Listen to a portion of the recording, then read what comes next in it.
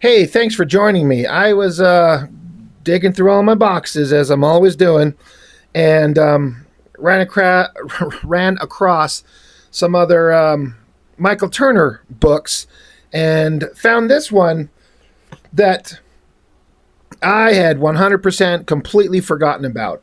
I looked at that and I'm going, that it's got a vague familiarity, but I couldn't tell you anything about it. I have no idea what's inside here. Um, Boy, does this artist know how to get your attention.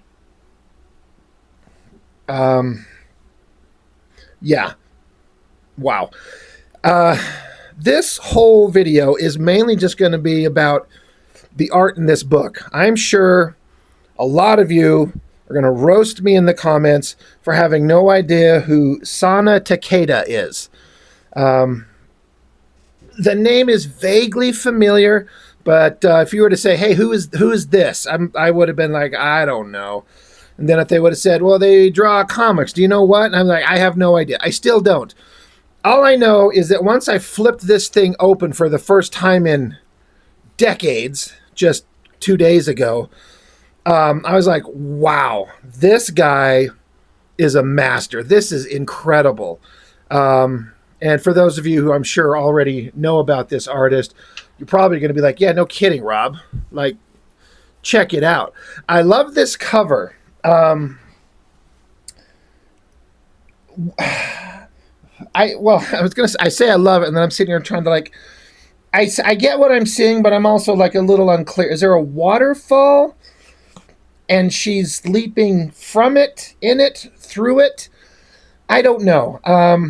The color is fantastic with the water, the blue tones, that nice cool color, and then this flesh tone that just contrasts against it to make each one pop out and be really vibrant. It looks so great. I mean, like, let me bring that up close. Let me bring those up real close. I gotta say, I find myself mentioning often how certain artists draw boobs on hot girls. Not that it needs to be brought up, but like, look at the way that this girl, she's twisting, right? She's spinning through the water as she comes down. The water's flowing in a direction. And there are not many artists that I'm aware of that would have the subtleness in the figure and the anatomy to have a girl with giant breasts like that and have them like squishing and twisting with the motion of her body and the twist and the movement. It's 100% what they do. I mean, I've been lucky enough a couple times in my life to have know a lady or two that have had kind of anatomy like this. And if you've ever had that special privilege, fellas, and you see how things kind of move and twist and all that type of shit, if you look at that, and I'm like, that's exactly how they would move. Some artists would just draw them like pointy mountains, just never moving. It's a profound understanding of human anatomy, and boy, does it get the fellas' attention, and maybe some ladies, whatever. But everything about it is just really dynamic. The movement, the coloring, everything about it. It's just a great cover. But yeah, Sana Takeda. I don't know who that is. It's there's an ad in the back here that we will get to. But it's like there's supposed to be a series coming because this is Soulfire Shadow Magic #0. There's a #1 coming with acclaimed Japanese artist Sana Takeda. I'm like, well, it's a shame I don't know who that is as of this point, but I'm kind of sold on the art alone already. I'm like, you got my attention. I am struggling to be able to read this. I guess I see an Love, love. Is there an S in there? It's supposed to be storm or love torn. I don't know what that is. And when it sounds kind of hard to read, that does kind of defeat it. I am not interested in the story of Soulfire. Right, Jesus. I really liked the stuff that Michael Turner would do back in the day when he was alive. And, he did his Fathom thing, and then he did Soulfire, and he had a couple other things he was going to do. And I did collect the Soulfire stuff, but eventually it was just only because of the art. The stories did not hold my attention in the slightest. It just was not anything that was clicking with me. So I am not interested in the story, but just looking at this dynamic art. It just says art by the son of Takeda. So I'm guessing everything from pencils, inks, colors, however this art is produced. It's very much like painted. I'm kind of guessing in some places it looks like there might be some airbrush work going on. I don't know. All I know is it's pretty great. This opening page it's fine. It's detailed, this evil creature, bugs and shit. But so I wasn't particularly blown away with this one. But once I flipped it over to here, I was like, wow. Especially knowing that it's one guy. It's not just somebody penciling it and then another person inking it and they hand it off to the digital colorist and all that stuff. This is one guy's work. And I'm impressed with the work on so many different levels. I'm not a fan of manga, and I'm not saying that like I don't like it as an art form or anything like that.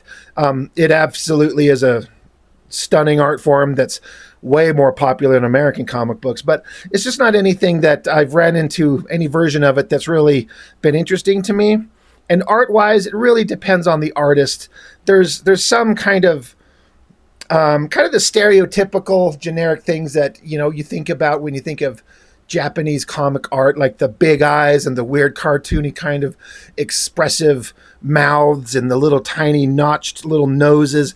That stuff doesn't appeal to me, but there are different styles of this Japanese kind of inspired art like this. Like I look at this and it's very anime kind of looking thing. This looks incredible. And there are a couple places where there's some things with the figures where if you were getting really technical, you could say it's a little wonky, but not in a way that affects it in a negative in the slightest. The strengths are, besides like the composition and the figure drawing and the storytelling, but there's like a subtleness to the body language and the emotions going on in the characters, the cute laughing smiles on their faces, the little subtle things that the artist does with the hands, like the way she's got her arm coming up under his chin, his arms coming under here, like tickling at her belly and her sides. It's really cute. And then this shot of her kind of snuggling into him. I love that shot on her face there. The expressive hands. Love that shot of her face. Just all of this. It's like this is an artist with this profound understanding of how to do stuff that so many other kind of like American comic book artists don't even seem to touch. It's a different discipline from a different culture doing different things, but man, does it make me go, some people are just born with raw talent or God-given gift or whatever it is, and just blows me away. Again, and the color theory, these skin tones, it looks so great. I have to stop for a second and acknowledge this book, I guess, is right immediately within the time frame when Michael Turner died. And so they have this ad. Oh my God. It's not an ad. A tribute to him. It says, Mike, you shared with us your friendship, your art, your soul. Thank you for everything. We love you and we miss you. You will be with us always. Your spirit is in the waters, the magic, our hearts. Aloha. Michael Lane Turner, April 21st, 1971 to June 27, 2008. Look at this great picture of him just like jumping off these rocks into the water, like just showing kind of the guy's adventurous spirit. I, to my knowledge and my limited experience, have never seen or heard anybody have anything negative to say about Michael Turner. Like, seems like an upstanding human being, from all accounts, from everybody that has ever had anything to say about him. And I've said this every time we look at anything that is part of the work that he's done. It really, really sucks that he had to die from cancer so early. So it sucks that had to happen, but that's a beautiful little tribute there. But anyway, Again, the coloring going on in this. I'm just, please correct me. I know you will. Is this all hand painted? I'm kind of assuming so. It looks like it. What incredible skill. Again, look at the body language in these hands as they go to kiss here. In the anatomy, in like this forearm, it's like perfect. It's like so based in reality. I can see the kind of real bones in the wrist there. But it's also this cartoony anime style. So it's not like photorealism. It's just kind of mind-blowing. While girl and guy are making out, giant water dragon bursts through there. That is one hell of a water dragon. That is really neat. Comes through, scares the guy, chomps down on him, and of course the girl, she stops him, and the dragon's like her pet, her friend. It understands her, and of course it's kind of cutesy. She's like, you calm down, you chill out, we're all friends, and it's kind of all sad and kind of looking silly and fun there, and then it's all fun. The dragon's like a giant dog. That's cute.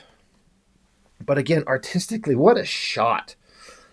I am kind of interested, again, going back to how the artist does this stuff, because the face of the water dragon here looks incredible. It's very clear and focused, but around the edges, it's blurred. I wonder if that's a digital after effect, or if that is the artist doing that on his own.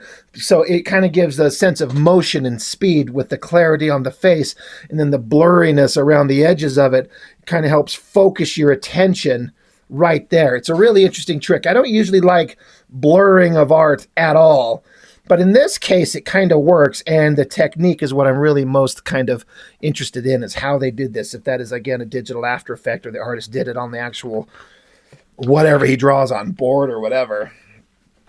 Switch to another scene, and again, the whole color palette of everything changes. It's just so vibrant and colorful and playful. Like, again, I haven't watched a lot of anime, but some of the stuff that I've seen, even if I'm not into the stories, the best stuff is just the way I just described these pages. They're colorful, they're playful, they're alive, they're vibrant. I will say that even though I sit here and say, like, I don't read manga and I'm not a huge fan of a lot of anime, I will fully acknowledge the artistry in the best top-notch Japanese-produced anime has completely ruined my ability to appreciate almost anything from that's kind of shown and done in America or wherever they hire out their studios from.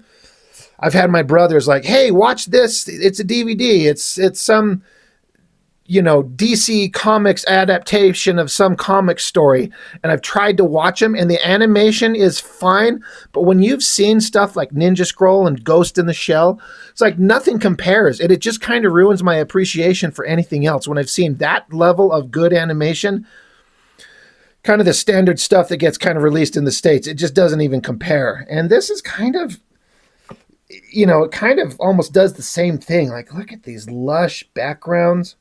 This beautiful bird gets shot with a little pebble from this girl that's doing some hunting. And again, the playful kind of nature on the expressions on the face. That shot right there, the painted color tones on the face. Let me back that up a little bit to make sure I'm trying to get everything in there. What incredible work. Then it switches back over to the evil folks. We're starting on the front page there. Whoever this character is, and these weird bug beetle things here. You get presumably super bad guy of the story. It's dark. It feels cold and wet and drippy and evil. Love all the shiny kind of reflective bits on the metal parts of the armor. That dagger in the hand looks fantastic. And evil guy and evil, I guess, lady are talking and planning and cutting their arm to let blood drip, and I don't know if it's making these bugs or whatever. I'm a little kind of unclear of what was going on up here, what I'm seeing up here, and what all these things are. I mean, they look like beetles or bugs or whatever. That's kind of been established, but I don't know. But again, it looks like kind of like airbrush. Just very detailed, very, very neat looking stuff. And they're like, yep, we're the bad guys, and these other people, presumably the good guys, they've outlived their life cycle, and it's time for us to end it. And it just ends with this massive, like low-angle shot looking up of these snowy kind of mountains and blizzard going on. Very atmospheric, very engrossing. It kind of makes you feel like you can almost hear the wind and the gale force just blowing through there, and the cold. It's just very immersive, very interesting. Really like it. So this is just issue 0, just a preview, I guess. And then, from the pages of Michael Turner's hit, Soulfire arises an all-new series, which comes to the ad I was showing earlier. Hidden beyond the light lies a forbidden power that will plunge the ages into darkness. The art would get me. The story, even that sounds so fucking boring. How many times have we seen that forever? I do got to say, I do like, all credit where credit's due. There's 2 covers from the Sana Takeda, and then this one, which is, you got to see a little bit right here. I was like, that face looks great. That hand looks great. I was like, who drew this? And it's a new Avengers and X-Men artist, Billy Tan. I'm like, Billy Tan? I was just reviewing the Devil's Reign book, and he drew an issue or 2 of those, and I was saying that his work at that time was kind of like, it was kind of fine, it was kind of okay, it was kind of a hard time to get your art up to a level that matched when you're working around guys like Mark Silvestri and Michael Turner and David Finch. But Billy Tan looks like he's come a long way. This cover of his, she looks great. Wish it was a little bit bigger, but that's what she said. Really good looking cover. So I'd like to find more of his work, see what he does as he's gone on in his days. I bet he's pretty spectacular. And then it looks like we get into some like character designs from the artist. These things are always fun, just for an artist to kind of get a handle on the characters, get a front shot, back shot, just working out ideas. This stuff is really fun from an artistic perspective. Really neat looking stuff. And a lot more work put into these just sketch concepts than a lot of other artists would do on anything else they do. Yeah, just some ads. I kind of like that sketchy shot of Aspen right there. It looks really good. Anyway, yeah, not much to it. It's just a preview. But holy crap. That is really, really fantastic art. I got to give it to the guy. It makes me want to, I need to go seek this guy out and look up more art that they've done and just kind of see it, enjoy it, understand it, because that's pretty spectacular work. I would like to see more. So anyway, that's all I got on this one. So tell me, who knows about this artist? And where have you seen it? And how dumb am I for not knowing anything about them all this time? So that's all I got. Thanks for watching. I'll see you next time.